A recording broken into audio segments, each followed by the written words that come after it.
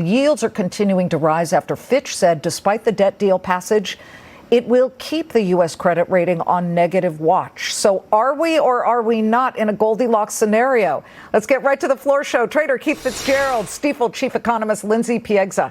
Lindsay, this market is taking off, even in light of the fact that we have this unbelievable payrolls number. Now, manufacturing payrolls declined by 2,000 in May, but 257,000 of the 339,000 jobs created during the month were in the private sector of the business world, service business. Interpret what the Fed is thinking right now. Is it, we have to raise interest rates again at the next meeting? You're right. We did see some underlying weakness in manufacturing and information services, but broadly speaking, this was a very solid report. As you mentioned on the onset, well surpassing expectations and putting pressure on the Fed now to continue to act. The Fed did indicate a willingness to move to the sideline, at least temporarily, later this month, and they still may do so.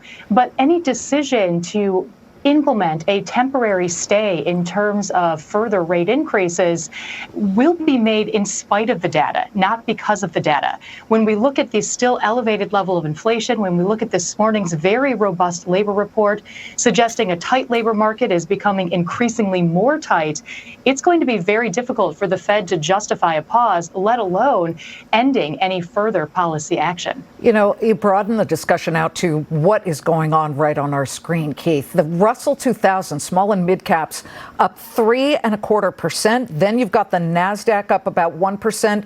S&P hitting a brand new high just a few seconds ago, up 68 points.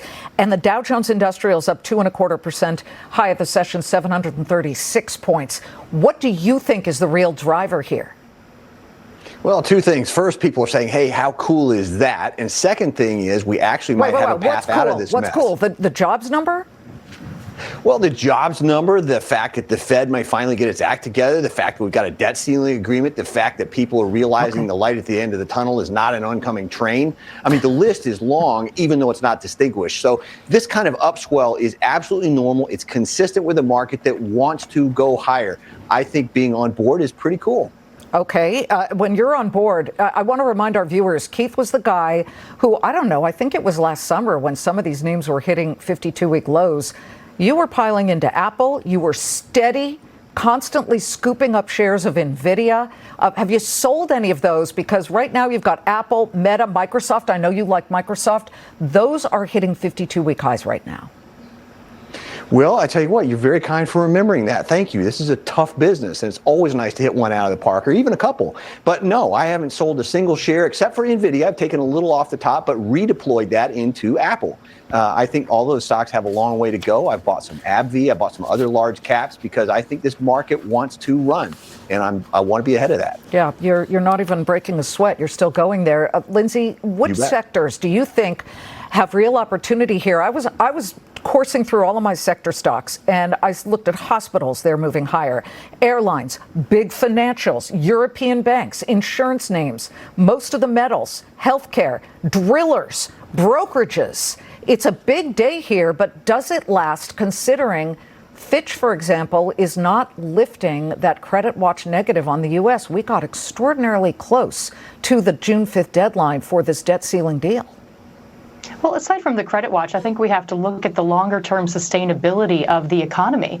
Right now, with the Fed continuing to raise rates, presumably in its fight against inflation, the economy is likely to slow. Now, most economists, ourselves included, have pushed out that recession call to the end of this year or early 2024, but the weakness is already very much in place. So when we talk about deploying capital, looking for those areas of opportunity, we have to put it against the context of a slowing or weakening economy. So we're looking at areas like staples, utilities, consumer discretionary, areas that are likely to maintain at least some level of momentum, even as that top line GDP picture begins to deteriorate into the second half of the year, or again, as I mentioned, into early 2024. There's always the belief, Keith, that the markets are ahead of the economy by a few steps.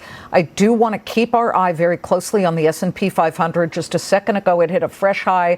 Folks, 69 points to the upside. I believe at the moment it's up just about 68 points. So at 69 points, it's 2 points away, just a bit over 2 points away from exiting bear market territory.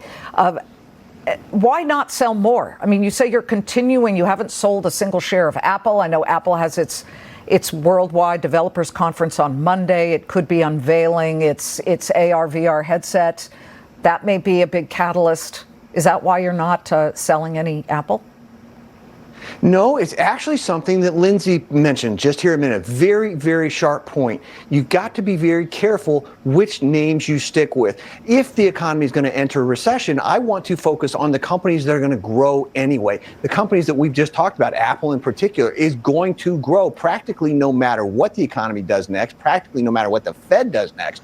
So those are the kinds of things that are very attractive to me, not only because they can grow, but because of the source of stability if there is a recession. I think we've been in one and we're exiting it, frankly. Keith, thank you. And Lindsay, great to have you. Hi, it's Keith here. Thanks for checking out today's highlight clip.